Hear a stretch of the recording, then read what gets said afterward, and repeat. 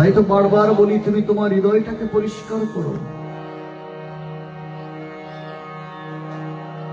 আত্মজ্ঞান ইন্দ্রিয়কে জাগ্রত করো। ভগবান আমাদের প্রত্যেককে জ্ঞান দিয়েছেন, প্রত্যেককে মেধা দিয়েছেন, প্রত্যেককে চেতনা দিয়েছে। বলছে যার চেতনার চৈতন্যের উদয় হয় না, সে কখনোই গোবিন্দের কথা, এই কৃষ্ণ কথা আস্বাদন করতে পারে না।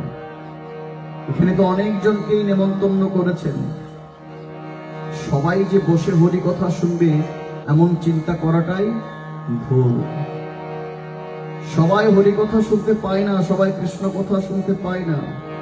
বলছে হরি কথা কৃষ্ণ কথা শুনতে তোমার পূর্ব জন্মের কর্মের ফলের প্রয়োজন হয়, সুকর্মের ফলের প্রয়োজন হয়। বলছে যার পূর্ব জন্ম ভালো ছিল, শত শত সুকর্মের ফলের কারণেই ভগবান আজ আমাদেরকে এই কলিহত যুগে মনুষ্যকুলে এনেছেন, ভগবানের কথাটুকু আস্বাদন করার জন্য, শ্রবণ করার জন্য। তাই তো ভগবান বলছেন কর্মবন্ধন থেকে তোমাকে মুক্তি হতে হবে, আর কর্মবন্ধন থেকে যদি তুমি মুক্তি পেতে চাও, অবশ্যই ভগবানের শ্রীচরণে তোমাকে পতিত হতে হবে। জন্ম জন্মান্তরের আমার যত কর্ম ফল, কর্মদোষে সবই যে আজ হইল রে বিফল। জন্ম জন্মান্তরের কর্মের ফল তোমার বিফলে যাবে যদি এই জন্মে এসে তুমি ভগবানের গুণ কীর্তন না করো। হরের নাম হরের নাম হরের নাম কেবলম কলনাস্তিব্য নাস্তিব্য নাস্তিব্য গতিরাননোদা। সুপ্রিয় সুখী, যারা আজ ভগবত কথা শুনছেন, ভাবছেন কি নিজের ইচ্ছে এখানে বসে আছেন? বলুন তো, নিজের ইচ্ছেই বসে আছেন এখানে? ভগবান আপনাকে বসিয়ে রেখেছেন বিদে আপনি বসে আছেন। এই যে আজ আমি যে কথাগুলো এখানে বলছি, ভাবছেন কি আমি নিজের ইচ্ছেতেই বলছি? নয়। আজ এই হরিবাসরে আমার প্রাণ গোবিন্দ আমাকে যতটুকু বলাবেন আমি ঠিক ততটুকুই বলবো। তাই শুধু জীবন বেলা কিন্তু বয়ে যাচ্ছে। এই জাগতিক সমুদ্রকে যদি আপনি পার করতে চান, হচ্ছে ভব সমুদ্র দিতে পারে আসুন সবাই গীতা পড়ি। এই ভব সমুদ্রকে যদি আমরা পারাপার করতে চাই, তবে গীতা নামক এই তরীর, এই নৌকার আমাদের আবশ্যক প্রয়োজন হবে। আর এই গীতা নামক যে নৌকা আছে, সেই নৌকার মাঝে হচ্ছে কি জানেন? ভগবান শ্রীহরি। আর পাড়ের শেষ পাড়ে যখন আমি পতিত হব, শেষ বেলায় যখন এসে আমার ঘাটের মাঝে, সেই নৌকার মাঝে আমার ভগবান শ্রীহরি হবে, তবে এই জগৎ সংসারে আমার আর দ্বিতীয়বার জন্ম নিতে হবে না। শ্রীমদ্ ভগবত গীতায় বলছেন যতস্যহি ধ্রুব মৃত্যু, জন্মিলে তোমাকে মৃত্যুবরণ করতে হবে, সেটা অবধারিত। আবার ধ্রুবম জন্ম মৃত্যু ষষ্ঠ, বলছে এই মৃত্যু তোমার শেষ মৃত্যু নয়।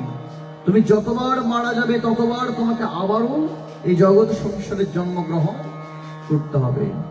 শাস্ত্রে বলছে 84 লক্ষ জনি তোমায় ভ্রমণ করতে হবে। 1 লক্ষ 2 লক্ষ নয়, 84 লক্ষ। সে 84 লক্ষের মধ্যে কেবল 4 লক্ষ বার হচ্ছে আমার এই মনুষ্য জন্ম। এই জন্মে আমি মনুষ্যকুলে এসেছি, কিন্তু আগামী জন্মে যে আমার মনুষ্যকুলে জন্ম হবে তার কোনো নিশ্চয়তা আছে কি বলুন তো? এই জন্মে ভগবান আমাকে মনুষ্যকুলে পাঠিয়েছেন, কিন্তু আগামী জন্মে যে আমার মনুষ্যকুলে জন্ম হবে তার কোনো নিশ্চয়তা আছে কি মা? নেই। তাই এই জন্মে যখন আমি মনুষ্যকুলে এসেছি, এখনই আমার উচিত ভগবানের সেবায় নিজেকে বিভোর করে রাখা। যারা এখানে বসলেন, আমি জানি না আপনারা ঘরে বা গৃহ মাঝে শ্রীমদ্ ভগবত গীতা অধ্যয়ন করেন কিনা, বা যারা গীতা পড়তে জানেন না, অনেকে আছে যারা গীতার এই সংস্কৃত শব্দগুলো উচ্চারণ করতে পারে না, তাদের কেমন গতি হবে? তারা কি মুক্তি পাবে না? অবশ্যই পাবে। শাস্ত্রে বলছেন যিনি গীতা পড়তে জানেন না, কেবল গীতা গীতা বলে যদি আপনি জপ করতে পারেন, কিন্তু ভগবান অতি প্রসন্ন হয়ে যাবে। আপনি পড়তে জানেন না, অন্তত গীতা গীতা তো বলতে পারেন। আপনি গীতা গীতা বলতে থাকবেন, দেখবেন এক সময় আপনার মধ্যে সেই ত্যাগ শব্দটা, ত্যাগ করার প্রবণতাটা জেগে উঠবে। ভগবানকে পেতে হলে আপনাকে জাগতিক মোহমায়াকে ত্যাগ করতে হবে। ত্যাগ করার অভ্যাসটা আপনার মধ্যে জাগরিত করতে হবে। ত্যাগ মানে এটা নয় যে আপনি বাড়ি ঘর সবকিছু বিসর্জন দিয়ে সন্ন্যাসী হয়ে যাবেন, এমনটা নয়। কলিহত যুগে ভগবানকে পাওয়ার জন্য আপনাকে গৃহত্যাগী হতে হবে না। এই কলিহত যুগে যদি ভগবানকে পেতে চান, আপনি ঘরে বসেও, গিয়ে থেকেও ভগবানকে পেতে পারেন, পাওয়া সম্ভব। তো সুপ্রিয় সুধী, এই কথাগুলো এই কারণেই বলছি, মা, সবার তো এই কথা শোনার জ্ঞান হয় না। আপনারা এখানে বসেছেন, নিশ্চয়ই আপনাদের কোনো না কোনো জ্ঞান আছে বিধেই আপনারা এখানে বসলেন।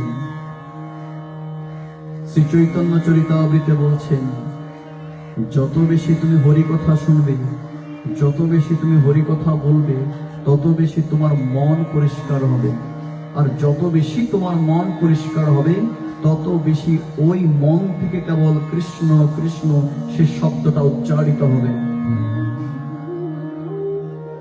এই জগৎ সংসারে যে যত বেশি হরির নাম করতে পারে মন থেকে, এই জগৎ সংসারে যে যত বেশি গুরুর মন্ত্র জপ করতে পারেন, এই জগৎ সংসারে যে যত বেশি ভগবানের শ্রী চরণে সেবার দাসী হতে পারেন, সেই কেবল প্রকৃত ভক্ত।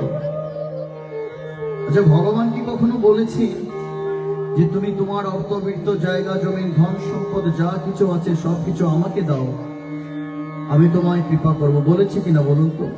ভগবানকে কখনো অর্থ দিয়ে কেনা সম্ভব বাবা? কখনোই নয়। আপনার কাছে লাখ টাকা থাকতে পারে, অর্থবিত্তের কোনো কিছুর অভাব আপনার না হতে পারে, কিন্তু মন থেকে যদি সেই ভগবানের জন্য প্রেমের সৃষ্টি না হয়, তবে হাজার অর্থ দিয়েও কখনো ভগবানকে প্রাপ্ত হওয়া সম্ভবপর নয়।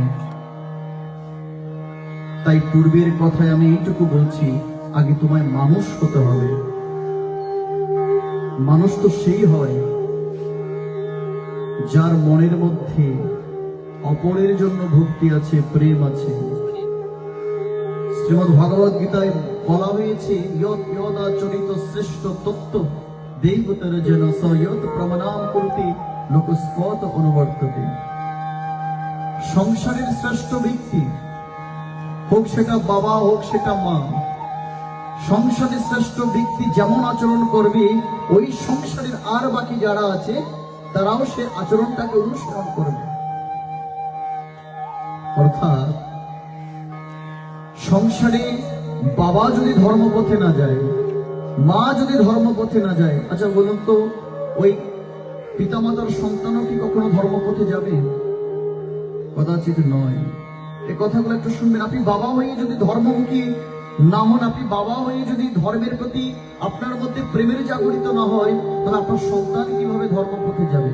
আপনি মা হয়ে যদি আপনি আপনার সন্তানকে ধর্মের কার্য পদ্ধতি না শিখান, আপনি মা হয়ে যদি আপনার সন্তানকে গীতামুখী না করেন, আপনি মা হয়ে যদি নিজেই ধর্মপথে না যান, তবে আপনার গর্ভে যে এসেছে সে কিভাবে ধর্মপথে যাবে? এত সহজ নয়। এই জগৎ সংসারীর প্রতিটি সন্তানের প্রথম গুরু হচ্ছে তার বাবা এবং মা। তাই প্রতিটি বাবা মাকে সর্বপ্রথমে সৎ হওয়া অনিবার্য। তাই প্রতিটি বাবা মায়ের কাছে আমার এইটুকু অনুরোধ, আগে নিজেরা সংশোধন হবেন, তারপরেই তো সন্তানকে সংশোধন করা যায়। আগে নিজেরা ধর্মপথে যাবেন, আগে নিজেরা ধর্মটাকে রিয়েলাইজ করবেন, আগে নিজেরাই ধর্মটাকে নিজের মধ্যে অনুসারিত করবেন, লালিত পালিত করবেন, তবেই তো প্রকৃত জীবনের মুখ্য উদ্দেশ্য আমরা পাবো। আমাদের জীবনে 3 প্রকার দুঃখের কথা বলেছেন, আদি ভৌতিক, আদি দৈবিক আর আদি আধ্যাত্মিক। 3টা দুঃখ আমরা পাই। আদি ভৌতিক যে যন্ত্রণা, সেটা হলো যেটা আমরা পোকা মাকড় জীব জন্তুর কামড়ে পেয়ে থাকি। অনেক সময় দেখা যায় পোকা মাকড় কিংবা কোনো সরীসৃপ জীব, হিংস্র প্রাণী আমাদেরকে আক্রমণ করেছেন, আমরা আঘাত পেয়েছি, ক্ষত বিক্ষত হয়েছে। সেই পোকা মাকড় হিংস্র জন্তুর থেকে যে আমরা দুঃখটা পাই, সেটাকে বলা হয় আদি ভৌতিক দুঃখ। আরেকটা হলো আদি দৈবিক যন্ত্রণা, যেটা দেবতাদের কাছ থেকে আমরা পাই। এই যে বর্তমান প্রেক্ষাপটে অতিরিক্ত ঠান্ডা, শীতের প্রকোপটা সবচেয়ে বেশি। এই শীতকালীন সময়ে দেখবেন যত মানুষ মারা যায়, কিন্তু এই শীতের মধ্যেই মারা যায়। কারণ শীতটা অনেকেই সহ্য করতে পারেন না। এই যে শীতের প্রকোপ, শীত বাড়ছে প্রতিনিয়ত, এটাও কিন্তু দেবতাদের কাছ থেকে প্রাপ্ত কষ্ট, যন্ত্রণা। দেবতাদের কাছ থেকে যে কষ্ট আমরা পাই সেটাকে বলা হয় আদি দৈবিক যাতনা। আর আদি আধ্যাত্মিক যাতনা কোনটা? আদি আধ্যাত্মিক যাতনা হচ্ছে আপনার টাকা পয়সা অর্থবিত্ত সবকিছু আছে, কিন্তু আপনার মনে কোনো শান্তি নেই। এরকম অনেক মানুষ আমি দেখেছি, টাকা পয়সার কোনো কিছুর অভাব নেই, কিন্তু যদি জিজ্ঞেস করা হয় ভালো আছেন কিনা, বলে ভালো নেই। কারণ অর্থ বৃত্ত যশ খ্যাতি দিয়ে কখনো ভালো কেনা যায় না। আপনার বিশাল রাজপ্রাসাদ আছে, দেখবেন ওই রাজপ্রাসাদেও কোনো শান্তি নেই। আবার যার মাটির ঘর আছে, কুড়ে ঘর আছে, সেই কুড়ে ঘরেও কিন্তু সে শান্তিতে থাকছে। এরকম অনেক প্রমাণ আছে। তাই বলি, ভগবান কখনো কাঙালের কাছে যায় না। এটা আমরা হয়তো বিশ্বাস করি, কিন্তু প্রকৃত অর্থ কি জানেন? ভগবান কখনো ধনীর কাছে যায় না। যায় কার কাছে? যে কাঙাল হতে পেরেছে, যার মনটাকে কাঙাল করতে পেরেছে, সেই কেবল ভগবানকে পেয়েছে। সেজন্য ভগবানকে যখন সেবা করবেন, ভগবানকে যখন আরাধনা করবেন, তখন মনটাকে একটু কাঙাল করার প্রয়াস করবেন। আমার বলিতে কিছু নাই যে হরি, সকলই তোমারই দান। আমার বলিতে কিছুই নেই, সবকিছুই তোমারই দেওয়া। এই ঐশ্বর্য, জ্ঞান, যশ, খ্যাতি সমস্ত কিছু আমি তোমার কাছ থেকেই প্রাপ্ত হয়েছি। তোমার যেদিন ইচ্ছা হবে সেদিন সমস্ত কিছু তুমি আমার কাছ থেকে হরণ করে নিয়ে চলে যেও। আমার কোনো কিছুর প্রয়োজন নেই। হে প্রভু, আমি শুধু এইটুকু বুঝেছি, আমি তোমার, তুমি আমার। শেষ বেলায় কেবল তুমি আমার বন্ধু হয়ে আমায় তুমি রক্ষা করো।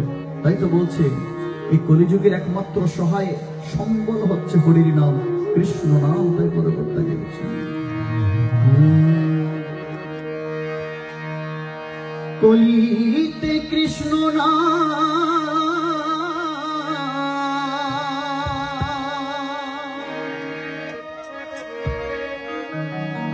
জীবেরই পরে তেরা।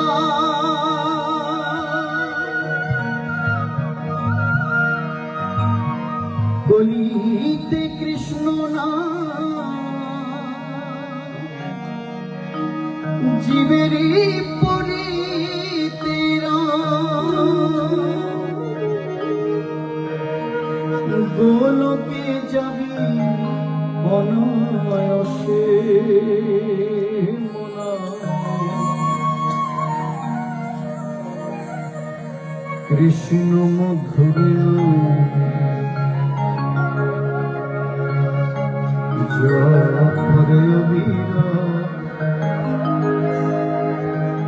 শান্তি পাবে রে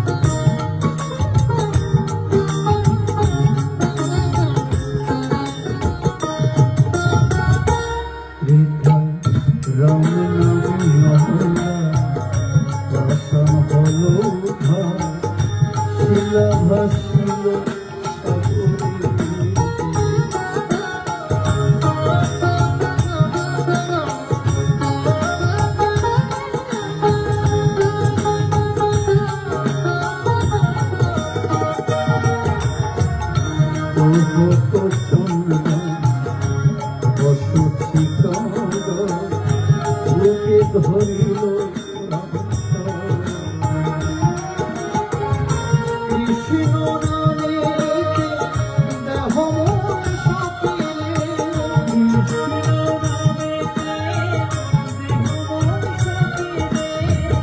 কৃষ্ণ নামেতে দেহ মন সপিলে, রঘুপতি কৃষ্ণ মধুরে জপরে অমিরা শান্তি পাবিরে কৃষ্ণ মধুরে জপরে অমিরা শান্তি পাবিরে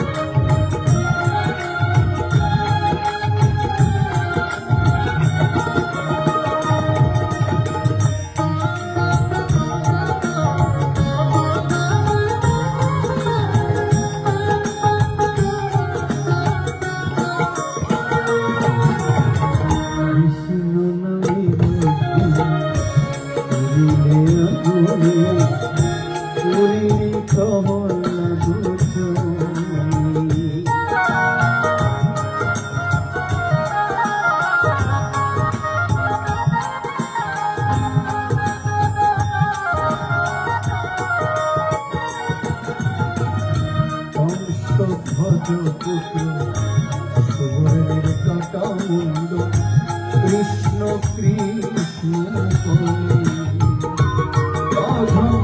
দয়াময় বলে কৃষ্ণ নামেতে,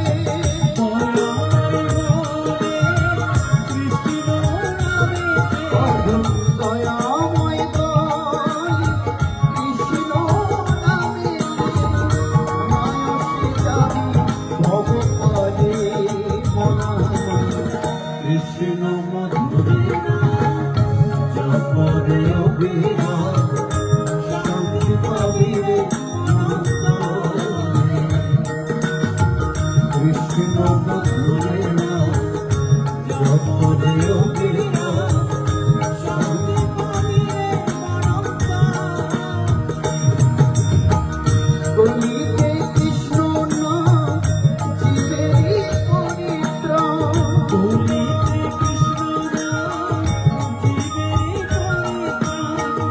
কলিতে কৃষ্ণ নাম জীবেরই পরিত্রাণ, মুক্তি যাবি অনায়াসে মনা, কৃষ্ণ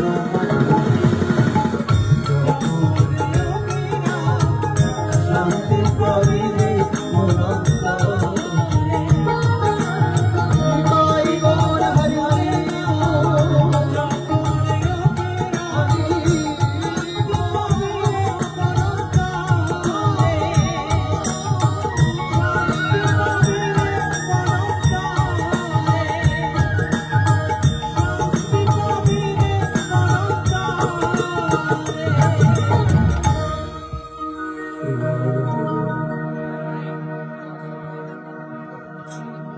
বৃথায় রব নামে অহন্যা, পাষাণ হল যোদ্ধা, শিলা ভাসিল সাগরেতে। আচ্ছা, আমি আর আপনি চাইলে একটা পাথর কি কখনো নদীর উপরে ভাসাতে পারবো বলুন তো? কিন্তু এই জগৎ সংসারে সবচেয়ে যিনি চঞ্চল প্রাণী, এই জগৎ সংসারে যাকে সবচেয়ে বেশি চঞ্চল প্রাণী বলা হয় বানর। বানরের মতো চঞ্চল প্রাণী জগৎ সংসারে আর ওই বানর প্রজাতির যারা রাম ভক্ত ছিল তারা বিশাল আকারের পাথর সাগরের মধ্যে ভাসিয়েছিল। জানেন তো সেটা? প্রতিটা পাথরে কি লেখা ছিল? রাম লেখা ছিল। অত্যন্ত আনন্দের বিষয়ে পাথরগুলো এখনো দেখা যায়। রাম সেতু যাকে বলা হয়, আপনি ওই রাম সেতু এখনো পর্যন্ত দেখতে পাবেন। প্রতিটা পাথরে কিন্তু রাম নামে লেখা। হচ্ছে ভক্তি কতটুকু থাকলে একটা বিশাল আকারের পাথর পর্যন্ত সাগর ধারণ করে রাখে।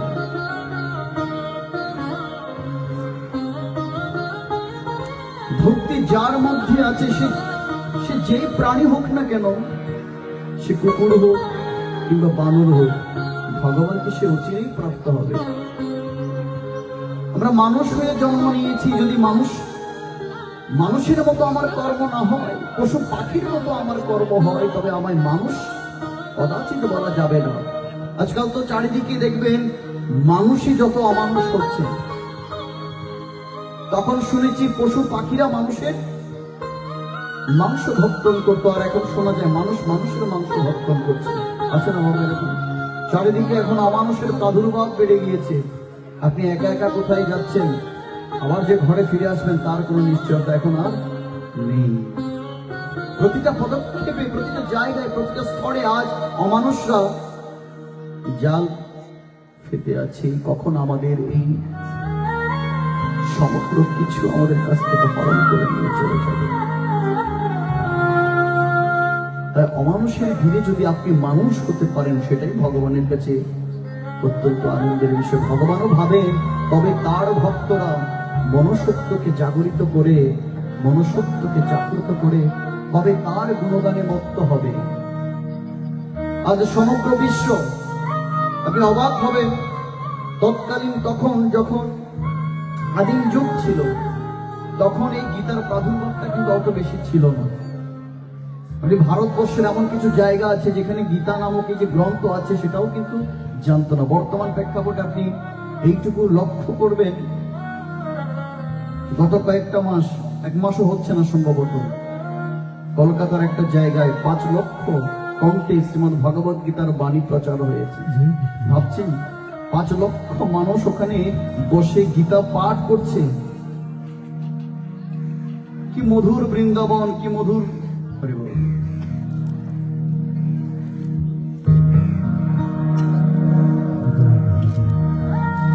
জয় জয় রাধা কৃষ্ণ প্রেমানন্দে আনন্দে একবার হরি হরি বল, হরি হরি বল, হরি হরি।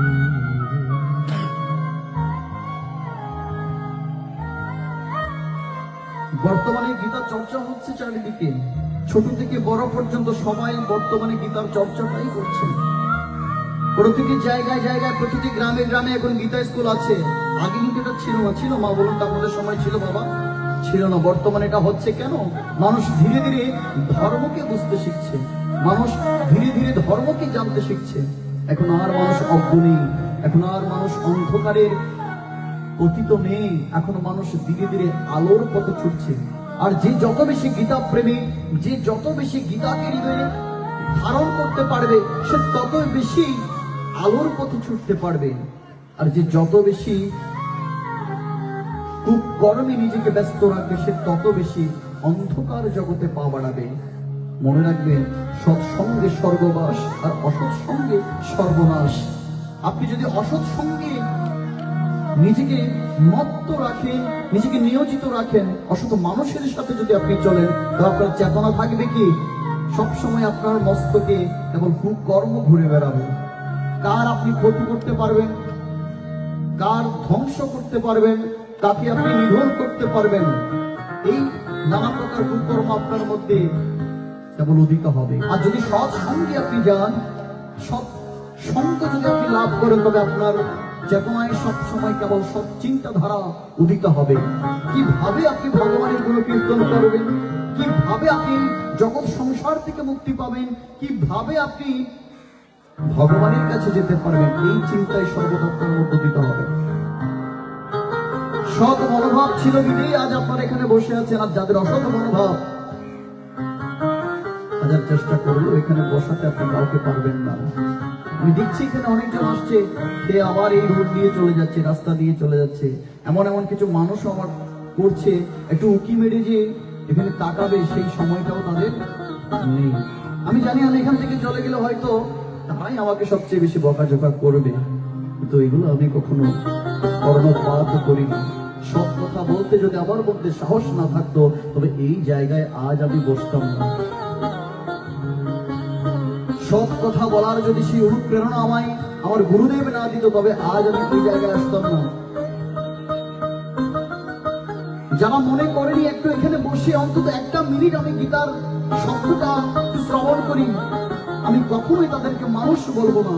তারা অমানুষের চেয়েও সবচেয়ে বড় অধম। আমার এই কথাগুলো চারিদিকে যাচ্ছে, আপনাদের এই অত্র এলাকায় সবাই শুনছে। শুনুন, আমি শোনানোর জন্যই বলছি, আমি শ্রবণ করার জন্যই বলছি। মানুষের মাঝেই তো ভগবান আছে, প্রতিটি মানুষের মধ্যে ভগবান আছে। যে মানুষের মধ্যে ভগবানের জন্য প্রেম নেই, তার মনের মধ্যে কখনো ভগবান বসে না। সে যতই সাধু হোক, যতই পণ্ডিত হোক, যতই সন্ন্যাসী হোক, গোবিন্দের চরণ তলে কখনো তার ঠাঁই হয় না। শুনে যাও, এই কথাগুলো এই কারণেই বলছি, যদি অন্তত কারো মনে কিছুটা হলেও ভগবানের জন্য প্রেমের উদয় হয়। ওই যে বললাম, কাসর ঘন্টা বাজিয়ে কখনো ভগবানকে পাওয়া যায় না। সন্ধ্যা হয়েছে, আপনি কাসর ঘন্টা বাজাচ্ছেন, এতে কৃষ্ণ নেচে নেচে আপনার কাছে ধরা দেবে না। ভগবানকে পাওয়া এত সহজ নয়। আগে মনের ঘন্টাটা তুমি বাজাও। তুমি জাগতিক ঘন্টা বাজিয়ে কখনো কৃষ্ণ পাবে না গো। তুমি আগে মনের ঘন্টাটাকে বাজাও, তবেই তো তুমি কৃষ্ণ পাবে। তুমি মনের প্রদীপ জ্বালিয়ে কখনো ভগবান পাবে না। একটা কেন হাজারটা মোমের প্রদীপ যদি তুমি জ্বালাও, এতে কখনো ভগবান প্রসন্ন হবে না। তুমি আগে মনের প্রদীপটা জ্বালাও। ব্রজ গোপিনীরা কি করতো জানতেন? তারা কাজ করতে করতেও ভগবানকে ভাবতেন। ঘর ঝাড়ু দিচ্ছে, উঠোন ঝাড়ু দিচ্ছে, এতেও ভগবানকে ভাবতেন। হাতে কর্ম করছে আর মনে মনে হা কৃষ্ণ, হা গোবিন্দ, হা গোপাল বলে কেবল গোবিন্দকে স্মরণ করতেন। রান্না করতে করতেও তারা ভগবানকে ভাবতেন। আর এখনকার বর্তমান প্রেক্ষাপটের মানুষ যে কতখানি ভগবানকে ভাবে দেখে বলুন তো? সময় আমাদের নেই, সবকিছু করার আমাদের সময় থাকে, কিন্তু ভগবানের সেবা করার জন্য আমাদের কিঞ্চিত পরিমাণ সময় নেই। নেই আমাদের সময়। যখন আদালতের কাঠগড়ায় আমাদের প্রত্যেককে দাঁড় করাবে, যেদিন জিজ্ঞেস করবে তোমায় আমি সুযোগ দিয়েছিলাম, তোমায় তো সুযোগ দেওয়া হয়েছে, কিন্তু তুমি করলে কি? তুমি একবারও কি কৃষ্ণ ভজন করেছিলে? তুমি একবারও কি ভগবানের নামে নিয়েছিলে? তুমি একবারও কি ভগবানকে ডেকেছিলে? ভগবানের সবাই নিজেকে বিলিয়ে দিয়েছিলে? সেদিন প্রতি উত্তরে আমি কি দেব, কি বলবো আমি? সেদিন ওই নরক যাতনায় আমার কষ্ট, আমাকে যন্ত্রণা পেতে হবে, যে যন্ত্রণার কোনো মাপ নেই, ক্ষমা নেই। ভগবান অত্যন্ত দয়ালু, ভগবানের কাছে কোনো মান অভিমান নেই বাবা। ওই যে বলছি, রামচন্দ্র একজন চণ্ডালকে পর্যন্ত বুকে আলিঙ্গন করেছিলেন। ভগবান শ্রী রামচন্দ্র একজন চণ্ডালকে পর্যন্ত বুকে আলিঙ্গন করেছিলেন। বানরের সাথে বন্ধুত্ব করেছিলেন। সবরে দেওয়া এতযুক্ত প্রসাদ তিনি পেয়েছিলেন। ভগবান শ্রী হরি তার মা যশোদার সাথে পর্যন্ত লীলা করেছিলেন। অনন্ত বিশ্ব ব্রহ্মাণ্ডের মালিক যিনি, তার কাছে কোনো অহংকার ছিল না, মান ছিল না, অভিমান ছিল না। আমার মহাপ্রভুর কথা আপনি চিন্তা করে দেখুন, মহাপ্রভুর মতো বিনয়ী জগৎ সংসারে আর কেউ হয় না মা। ভগবান তো প্রতিটা যুগে প্রতিটি অবতার রূপে এসেছেন। ভগবানের প্রতিটি অবতারের মধ্যে কিন্তু অস্ত্র ছিল। আচ্ছা বলুন তো, মহাপ্রভুর কাছে কখনো কোনো অস্ত্র ছিল কিনা বাবা? মহাপ্রভুর কাছে কখনো অস্ত্র দেখেছেন? মহাপ্রভুর কাছেও অস্ত্র আছে, তবে সেটা প্রেমের অস্ত্র। প্রেম দিয়ে তিনি বিশ্বকে জয় করেছেন।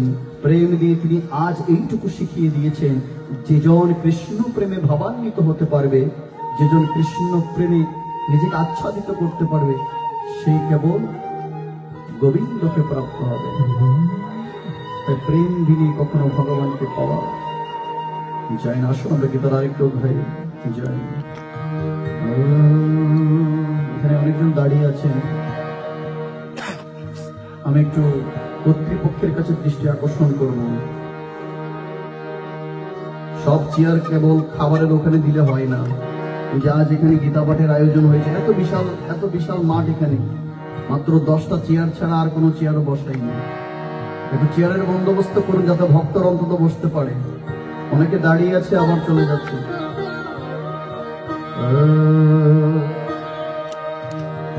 আমি গুরু কৃপা মাথায় নিয়ে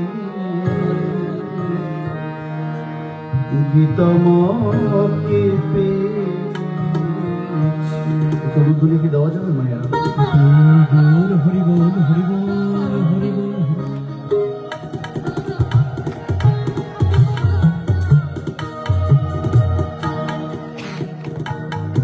আমি গুরু কৃপা মাথায় নিয়ে গীতামাকে পেয়েছি।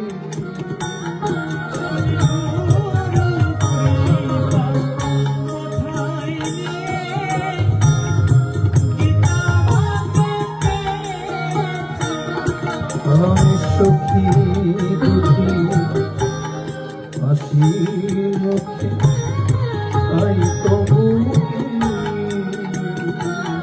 আমি সুখে দুঃখে হাসি মুখে তাই তবুকে আমি গুরু কৃপা মাথায় নিয়ে গীতামাকে পেয়েছি।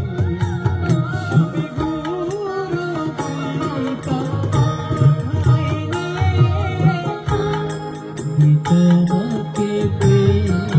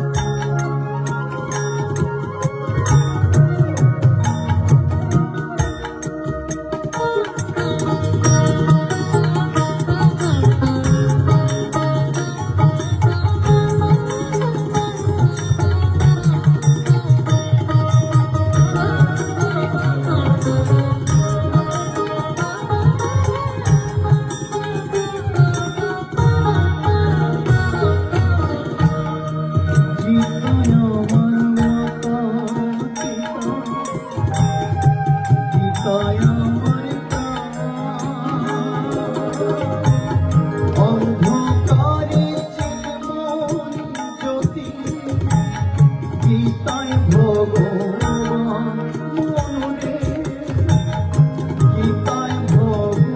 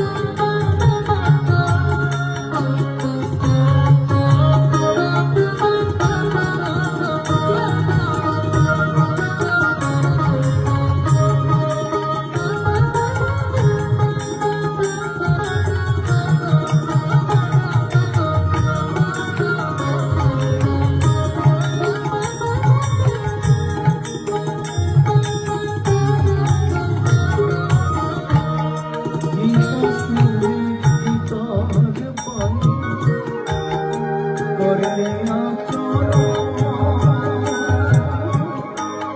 জন্ম মৃত্যু আসা যাওয়া হবে নিবারণ মননে হবে নিবারণ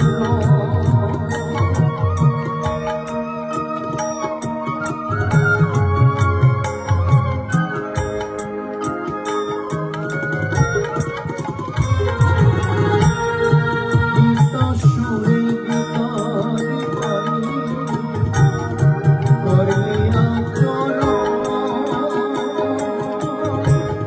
জন্ম মৃত্যু আসা যাওয়া হবে নিবারণ মননে হবে নিবারণ তাই বলে নারায়ণ গীতা প্রেমী বধায়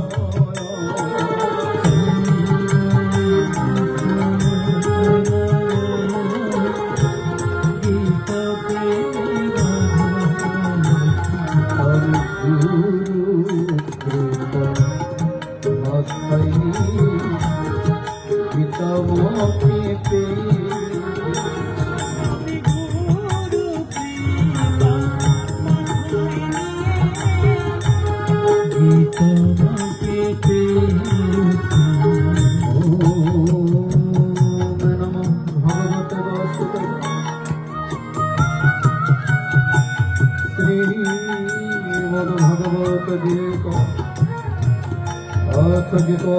দ্বাদশোধ্যায় ভক্তি শ্রীরচনয়বাচ শ্রীমস্তপয় ভক্ত সঙ্গ করে উপাসক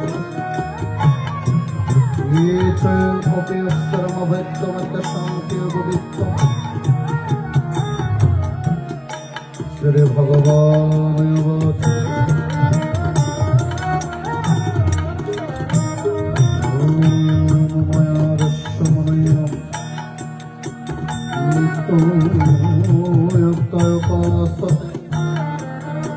শ্রদ্ধয় পরপেতস্য মমতঃ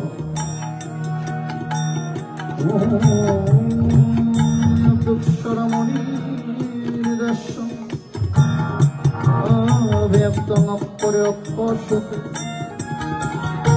সর্বপ্রভমতিং তস্मै সুতস্তমচলভদ্র स्वामिनियमन्त्रियो प्राणं सर्वत्र समबुद्ध पद्मवन्तमाव सर्वभूतहितरतः ईशोऽधिकोत्तरस्तशम् अव्यक्तशक्तचेतसः आवद्दाहि गतिर्दुःखमदः बुद्धिरेवाप्यते ये तु सर्वाणि कर्माणि मयि सन्नस्य मत्परः अनन्येव योगिन मम ध्यायन्तो तेषामहं समरदुःखमृत्युसंसारसागरः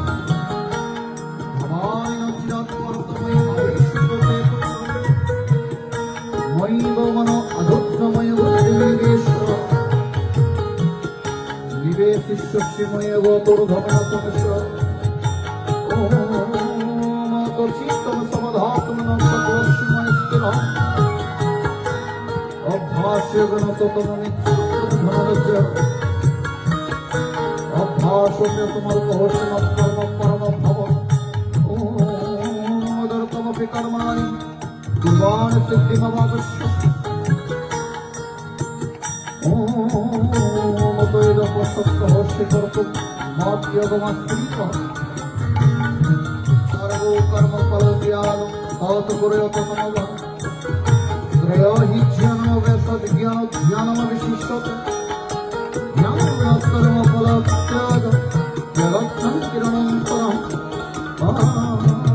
देश्व सर्वभूतानामत्र करुणम् अवश्यते नीरवनिरहङ्कारसमरूपसुखं सन्तुष्टः सततां योगी अथात्मध्यनिष्ठः मया प्राणपितमनबुद्धयम भक्तस्तमे प्रिय यस्मन्नदिजतेरोपलोकन्नदिजतस्वय हरसामर्षभयदुपदे मुक्तय सत्यमे प्रिय आनपेक्षहं शुचिदक्षदाशीनदत्तदया सर्वायं दत्तरेभ्यमद्भक्तस्तमे प्रिय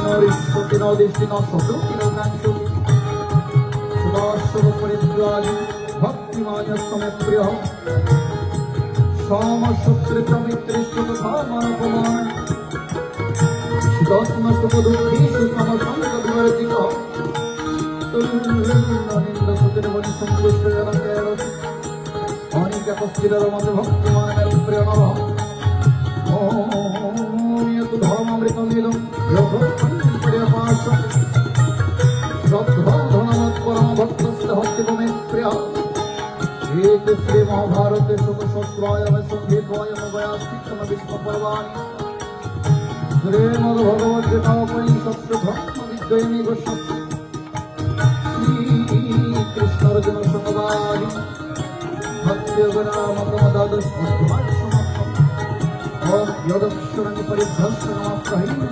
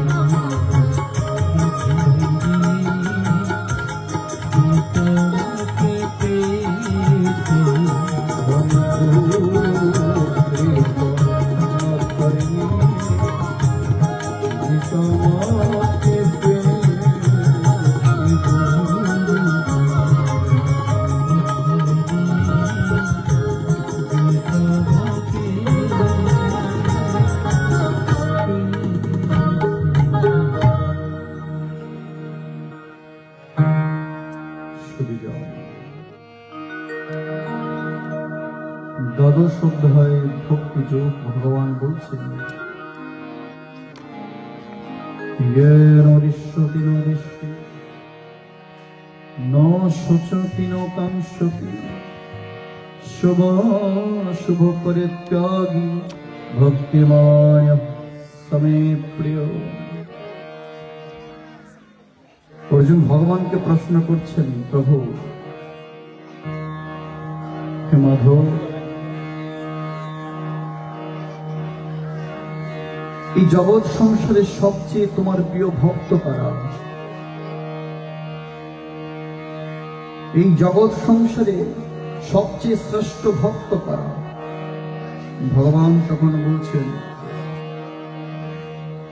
যার মনে কোনো দেশ নেই, যার মনে কোনো শোক বা কামনা বাসনা নেই,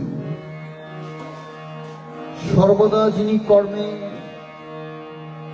শুভাশুভ ফল পরিত্যাগী, যিনি কখনো কর্মফলের আশা করে না, যিনি কর্মের ফল ভগবানের শ্রীচরণে অর্পণ করেন, তিনি হচ্ছেন সবচেয়ে প্রিয় ভক্ত। আচ্ছা, এই যে আপনারা ভগবানকে পুজো দেন, ভগবানের কাছে ভগবানকে কত নৈবেদ্য জল ফল ফলাদি দিয়ে নিবেদন করেন, বিনিময়ে আমরা ভগবানকে এত কিছু দিই, কিন্তু বিনিময়ে আমরা ভগবানের কাছে কত কিছু চেয়ে নিই, চান কিনা মা? ভগবানের কাছে আজ গেলাম, চেয়েছি প্রভু আমায় একটা বাড়ি দাও, যদি বিশাল একটা বাড়ির মালিক আমি হতে পারে, আর তোমার কাছে কিছু কখনো চাইবো না। ভগবান এবার কি করছে দেখুন, আমাকে বাড়ি দিয়েছে, বিশাল রাজপ্রাসাদে দিয়েছে। কিছুদিন ওই রাজপ্রাসাদে থাকার পর আবার ভগবানের কাছে গিয়েছে। কথা দিয়েছিলাম কিন্তু প্রভু তোমার কাছে আর কখনো কিছু চাইবো না। এবার ভগবানের কাছে গিয়ে বললাম, প্রভু বাড়ি তো দিলে, এবার একটা গাড়ি দাও। গাড়িটা পেতে পারলে আর কখনো তোমার কাছে কিছু চাইবো না। ভগবান এবার বিশ্বাস করে আমায় গাড়ি দিল। গাড়িটা পাওয়ার পর আবারও ভগবানের কাছে গিয়েছি, প্রভু এবার আমায় তুমি একটা নারী দাও, এটা পেলে আর তোমার কাছে কিছু চাইবো না। কথাটা কেন বলছি জানেন? ভগবানের কাছে আমাদের চাওয়ার কোনো শেষ নেই। যত পাই আমরা তত ভগবানের কাছে আবারও চাইতেই যাই। যতই বলি না কেন, প্রভু এবার তুমি আমাকে ভালো একটা রেজাল্ট করিয়ে দাও, আর আমি তোমার কাছে কখনো কিছু চাইবো না। যেই না আমাকে ভালো রেজাল্ট দিয়েছে, আবার আগামী বছর কোনো একটা পরীক্ষায় আমি আবারও ভগবানের কাছে গেলাম, প্রভু এবারে রেজাল্টটা আবারও ভালো করিয়ে দাও। তাই আমাদের জীবনে এত দুঃখ, এত কষ্ট। যত বেশি আপনি চাওয়াটা কমিয়ে ফেলবেন, তত বেশি দেখবেন জীবনে দুঃখটাও কমে যাবে।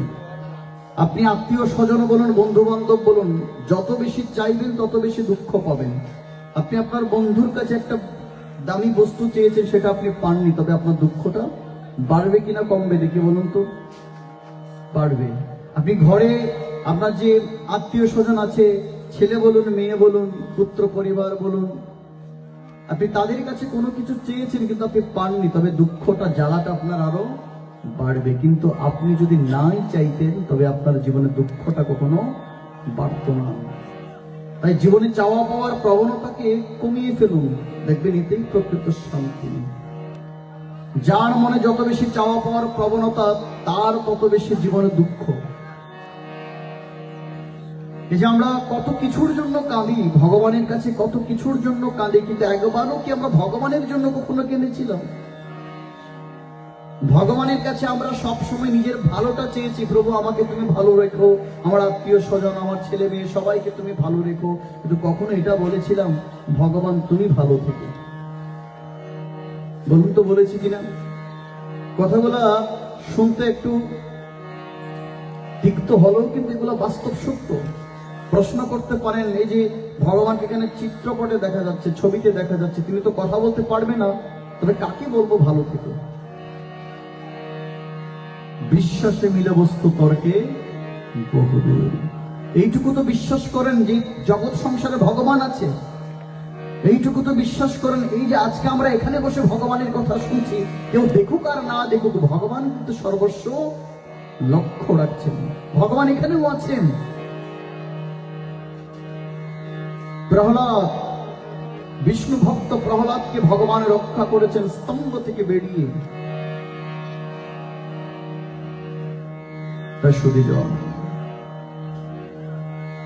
ভগবানকে আপনি যদি পেতে চান, তবে আপনার কিছু নিয়ম কানুন অবশ্যই আপনাকে মানতে হবে। প্রথমত, কাম, ক্রোধ, লোভ, মোহ, মদ, মাৎসর্য, এই 6টি প্রধান শত্রু। এই সমস্ত শত্রুগুলোকে বশীভূত করে আপনি ভগবানের শ্রী চরণে অর্পণ করতে হবে। মন আমাদের অনেক কিছুই চায়। পাগল মন ও মন দিয়ে মন কেন এত কথা বলে? মন আমাদের অনেক কিছুই চায়। এক মনে বলে এখানে তুমি বসো, আর অন্য মন বলে তুমি এখান থেকে উঠে যাও। শুধু যাও, মনের কথা কখনো আমরা শুনবো না, আমাদের কথাই মনকে শুনতে হবে। এমন ভাবে নিজেকে তৈরি করুন। আপনার পঞ্চ জ্ঞান ইন্দ্রিয়, ভগবান আমাদেরকে 10টি ইন্দ্রিয় দিয়েছে, তার মধ্যে 5টি হচ্ছে জ্ঞান ইন্দ্রিয়। সেগুলা কি? চক্ষু, কর্ণ, জিহ্বা, নাসিকা এবং ত্বক। এই 5টি জ্ঞান ইন্দ্রিয়কে আপনি ভগবানের চরণে যদি অর্পণ করতে না পারেন, তবে আপনি কখনো ভগবত কথা শুনতে পাবেন না। এই যে আপনি আজ কর্ণ কৌঠরে ভগবত কথা শুনতে পারছেন, বিধেই এখানে বসে আছেন। যদি আপনি শুনতে না পেতেন, কানে যদি আপনি শুনতে না পেতেন, তবে এখানে বসতেন কিনা বলুন তো? বসতেন? কখনোই না। আজ আমি কথা বলতে পারছি বিধেই আপনাদেরকে ভগবানের কথা বলছি। যদি আমি নাই বলতে পারতাম, তবে এখানে বসে আমার ভগবানের কথা বলা সে সুযোগটা হতো কি? হতো না। আজ আমার 2টি হাত আছে, তাই আজ আমি 2 হাত তুলে ভগবানের গুণকীর্তন করছি। যদি দু হাতই না থাকতো তবে আমি কি করে দু হাত তুলে ভগবানের গুণকীর্তন করতাম বলুন তো? আজ আমার দেখার দৃষ্টিশক্তি আছে, চক্ষু জোড়া আছে, আমি দেখছি সবকিছুই। যদি ভগবান আমাকে সেই দৃষ্টিশক্তি না দিত তবে কি করে আজ আমি ভগবানের সে বদন মাখা ওই মাধুর্যময় বদনখানি আমি দেখতাম বলুন তো? দেখতে পেতাম কি? কখনোই না। এটা ভাবুন না, আজ আমার সবকিছু আছে কিন্তু কাল আমার নাও থাকতে পারে। আজ আমার সবকিছু আছে কিন্তু কাল আমার কোনো কিছু নাও থাকতে পারে। আজ আমি শুনতে পারছি, বলতে পারছি, কিন্তু আগামীকাল আমি নাও শুনতে পারি, নাও বলতে পারি। তখন আমার কি গতি হবে? ভগবান যদি চাই সবকিছু নিয়ে যেতে পারে, ওনারই হাতে সবকিছু। বারংবার এইটুকু মিনতি আপনাদের কাছে করি না, সময় পেলে ভগবানের সেবায় নিজেকে বিভোর করে রাখার চেষ্টা করবেন। সময় এবং স্রোত কারো জন্য কখনো অপেক্ষা করে না। এখানে অনেকজন বসলেন, বেশিরভাগ বয়স কিন্তু 50-এর ঊর্ধ্বে চলে গিয়েছে। যেখানে আমার বাবা দুজন আছে, মা আছে, 50-এর ঊর্ধ্বে। আজকাল কিন্তু মরণ কখনো বয়স দেখে আসে না, আসে কিনা বলুন তো? কেউ 50 বছরে যায়, কেউ 60 বছরে যায়, কেউ আবার 20 বছরে যায়, এমনও আছে কেউ 5 বছরে যায়, আবার কেউ মাতৃগর্ভে আসে, মাতৃগর্ভ থেকেই চলে যায়। মরণ এখন আর বয়স দেখে আসে না, ছোট বড় আবাল বৃদ্ধ সকলেরই মৃত্যু আছে। কবে কাকে যেতে হবে সেটা একমাত্র গোবিন্দ ব্যতীত আর কেউ জানে না। রাখে হরি মারে কে, যার কেউ নেই তার কি আছে? ভগবান আছে। এটা বিশ্বাস করুন তো, এটাই আমরা বিশ্বাস করি। বিপদের দিনে দেখবেন আত্মীয় স্বজন বহুজন আপনার থাকতে পারে, কিন্তু কেউ আপনাকে রক্ষা করতে এগিয়ে আসবে না দাদা। বলছে বিপদ যখন আসবে দেখবেন আপনার আত্মীয় স্বজন আপনার থেকে দূরে দূরে সরে যাবে। এই যে আজ ওদিকের মায়েরা যেভাবে ভগবানের থেকে দূরে সরে যাচ্ছে, দেখুন না কোথাও বসছে, ওখানে বসে গল্প করছে। আপনারা কাছে এসে ভগবত কথা শুনছেন আর ওনারা ওখানে বসে গল্প করছে। হরি বল। তো ওনাদেরও যেদিন বিপদ আসবে সেদিনও ভগবান কি কাছে যাবে নাকি দূরে থাকবে? দেখে বলুন তো, কোথায় যাবে? কাছে থাকবে নাকি দূরে থাকবে? ভগবানও সেদিন দূরেই থাকবে। হরি বল।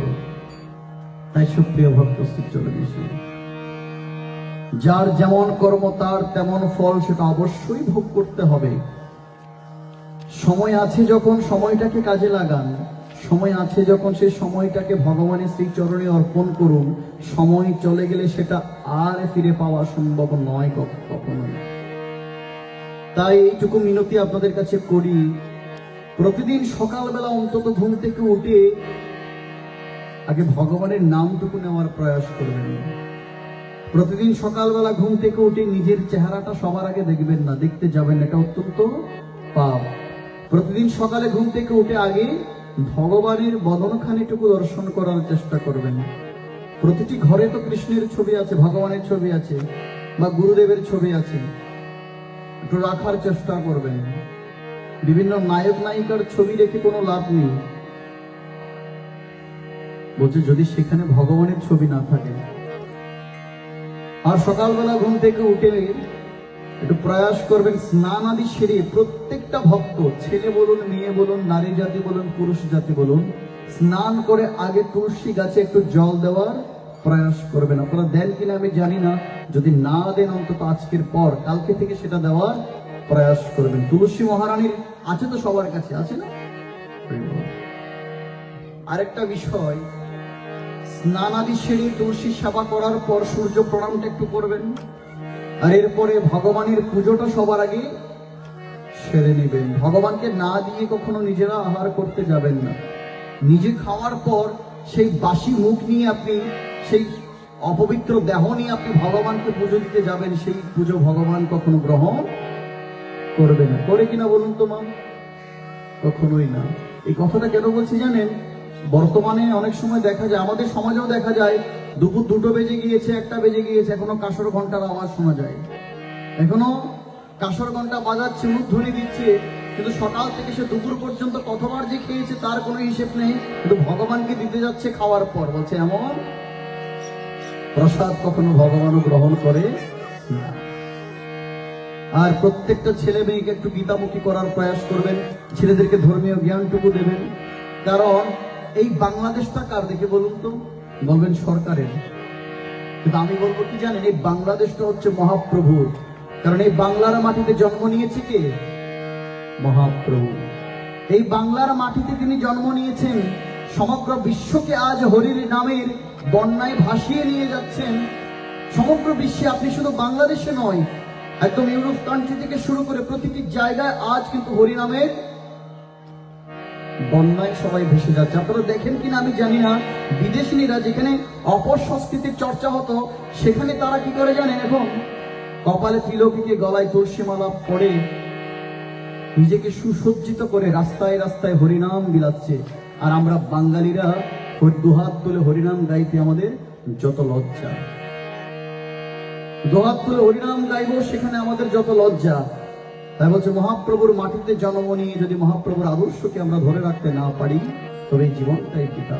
আমি অত্যন্ত কৃতজ্ঞতা জানাই যে আপনারা আজ এই অন্তত গুটি কয়েকজন ভক্ত এখানে বসে ভগবানের কথা শুনছেন। আমারও বলার অভিপ্রায় জেগেছে, তাই কত কথা বলেছি। আমার কথায় বিন্দু মাত্র যদি আপনারা ক্রোধান্বিত হন কিংবা কষ্ট পেয়ে থাকেন, তার জন্য আসলে আমি ক্ষমা প্রার্থী। তবে আমি আপনাদের মঙ্গলের জন্যই বলছি। কথাগুলো যদি হৃদয়ে ধারণ করতে পারেন তবেই সার্থক। আজকে এখানে বসে এই ভাগবত আলোচনায় যদি আপনি একটা শব্দ হৃদয়ে স্থান দিতে পারেন, অঙ্গন করতে পারেন, তবেই আপনার সার্থকতা। তাই একটা গান আমার গাইতে খুব ইচ্ছে করছে, আপনাদেরকে নিয়ে একটু গাওয়ার প্রয়াস করছি।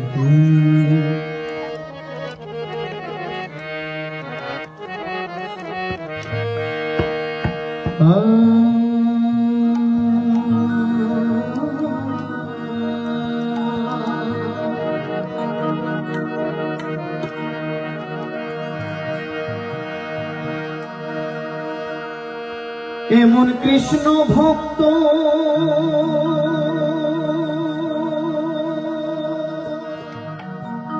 সঙ্গ পায়া,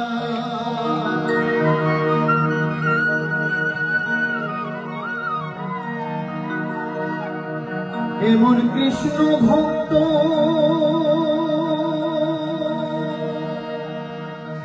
সঙ্গ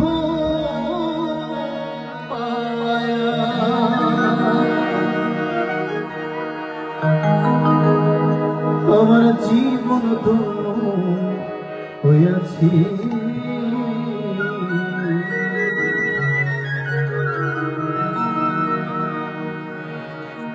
ওরে চন্দন আইসে আইসায় আমার আশা পড়েছে।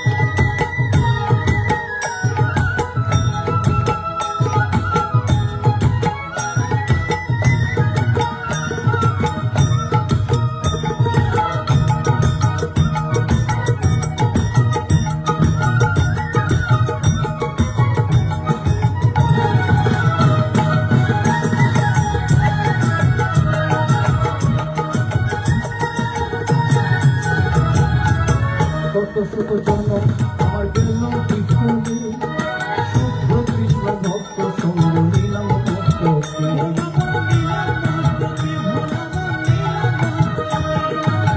কত শত জন্ম আমার গেল বিফলে, শুদ্ধ কৃষ্ণ ভক্ত সঙ্গ নিলাম মস্তকে।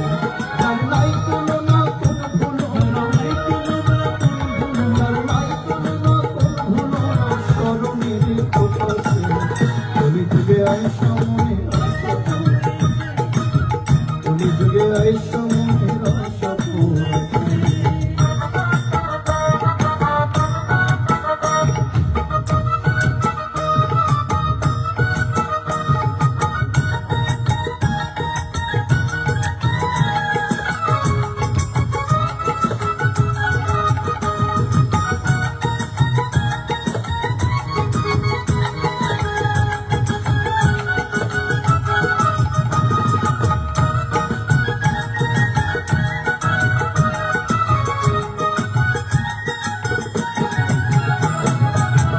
আপনাদিকে চরণ ধুলি,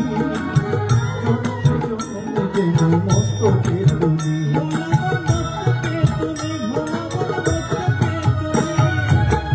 আপনাদিকে চরণ ধুলি, মস্তকে ধুলি। মোদের আশীর্বাদ করবেন সকলে, মোদের আশীর্বাদ করবেন সকলে, প্রেম ভক্তি রসদয়াতে কলি যুগে আয় সামনে, কলি যুগে আয় সামনে আশা পূরণে।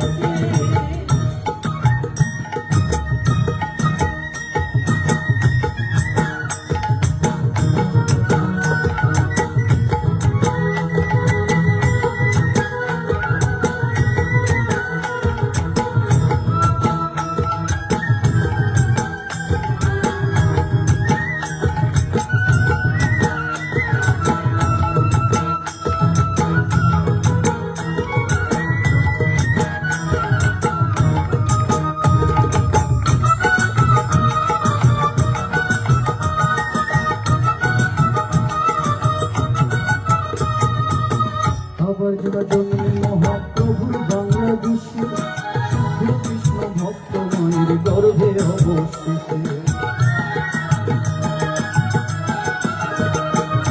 আবার যেন জন্মে মহাপ্রভুর বাংলাদেশে, শুদ্ধ কৃষ্ণ ভক্ত মায়ের গর্ভে অবশেষে।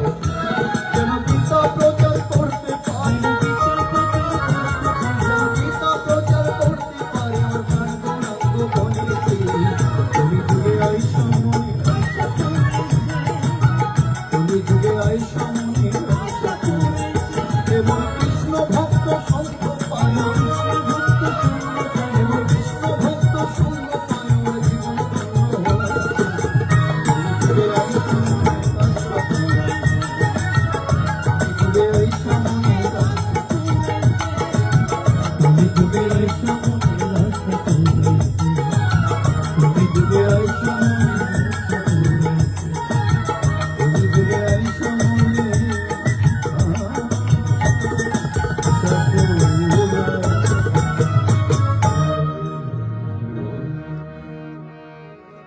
যেতে যেতে কেবল এইটুকু বলে যায়, নিজের মানব জীবনটাকে সার্থক করবেন হরিনামের মধ্য দিয়ে। আর যে সকল মায়েরা এখানে এসেছেন, প্রতিটি বাবা মায়ের মঙ্গল হোক এইটুকু প্রত্যাশা করি। প্রতিটি সন্তান যারা আজকের এই হরিকথাটুকু শুনছেন, প্রতিটি সন্তানের কর্তব্য তার বাবা মাকে আদর যত্ন করা, সেবা শুশ্রূষা করা। আমি সবসময় বলি যে আজকে এত আয়োজন করছি না, বেঁচে থাকা অবস্থায় যদি বাবা মায়ের সেবা যত্ন করা না হয়, বেঁচে থাকা অবস্থায় যদি বাবার সেবা না করা হয়, মায়ের সেবা না করা হয়, তবে মারা যাওয়ার পর ঘটা করে এত হাজার হাজার টাকা খরচ করে যাক জমক বলে এত আয়োজন করার কোনো প্রশ্নই আসে না। তারা যতদিনই বেঁচে থাকবে বাবা মায়ের মতো দেখ দেবে জগৎ সংসার কি আছে। মাটির প্রতিমা গড়ে আমরা লক্ষ লক্ষ টাকা ব্যয় করে কত পুজো অর্চনা করছি, কিন্তু ঘরে যে রক্তে মাংসে করা মা রয়েছে তার সেবা শুশ্রূষা আমরা করতে পারি না, সবার যত্ন আমরা করতে পারি না। তবে ওই মাটির প্রতিমাকে পুজেও কোনো লাভ হবে না। আমার দুঃখটা, আমার কষ্টটা, আমার যন্ত্রণাটা সবার আগে কে বুঝবে? দেখে বলুন তো, ওই রক্ত মাংসে করা যে মা, তিনি তো বুঝবে। মাটির প্রতিমা তো প্রথমে বুঝে না, বুঝে? বলুন তো, মনের দুঃখটা আগে কে বুঝবে? আমার মা। মনের বেদনাটা কে বুঝবে? আমার বাবা। এই জগৎ সংসারেতে বাবা মায়ের মতো মহান, বাবা মায়ের ঊর্ধ্বে আর কেউ হতে পারে না, কেউ হয় না। তুমি যতই যাও না মন্দির মসজিদে, যতই করো গঙ্গা স্নান, বাবা মাকে না ভাসিলে ভালো হয় না, খুশি ভগবান। তুমি যেখানে যাও না কেন, বাবা মায়ের মতো আপনার কেউ হবে না। তোমায় দুঃখের দিনে সবাই তোমায় ভুলে গেলেও কিন্তু তোমার বাবা মা কখনো তোমায় ভুলবে না। তাই জগৎ সংসারে যত সন্তান রয়েছে, আজকে আমার এই কথাগুলো যে সকল সন্তানরা শুনছেন, এইটুকু মিনতি আপনাদের, তবে নিজের বাবা মায়ের সেবাটুকু করার প্রয়াস করবেন। কারণ বাবা মায়ের পায়ের নিচে হচ্ছে সন্তানের স্বর্গ। তাই প্রতিটি বাবা মা আজকে আসলে যারা বাবা মা রয়েছেন, গর্ভধারিণী মা, গর্ভধারক পিতা যারা রয়েছেন, প্রত্যেককে আমার অন্তরের অন্তঃস্থল থেকে আমি পরম হৃদয় ভরে শ্রদ্ধা জানাচ্ছি, প্রণতি নিবেদন করছি। কিন্তু আশীর্বাদ করেন আমাদের সকলের জন্য। আমরা এভাবেই যাতে আপনাদের সম্মুখে ভগবানের গুণকীর্তন প্রচার প্রসার করে যেতে পারি আমৃত্যু পর্যন্ত। এভাবেই যাতে আমরা ভগবান ভক্তের চরণ ধুলো আমরা নিতে পারি। তাই এই পর্যায়ে একটা মাতৃসঙ্গীত করার জন্য আমি আহ্বান করছি শ্রীযুক্ত রতন দাস। এরপরে আমরা গীতার মাহাত্ম্যকে পদার্পণ করব এবং সকলে দাঁড়িয়ে গিয়ে আজকের অনুষ্ঠানে সমাপন করব। তাই কেউ যাবেন না, আমরা শেষটা একসাথে করব সেই প্রত্যাশা ব্যক্ত রাখি। হরি বল, জয় রাধে।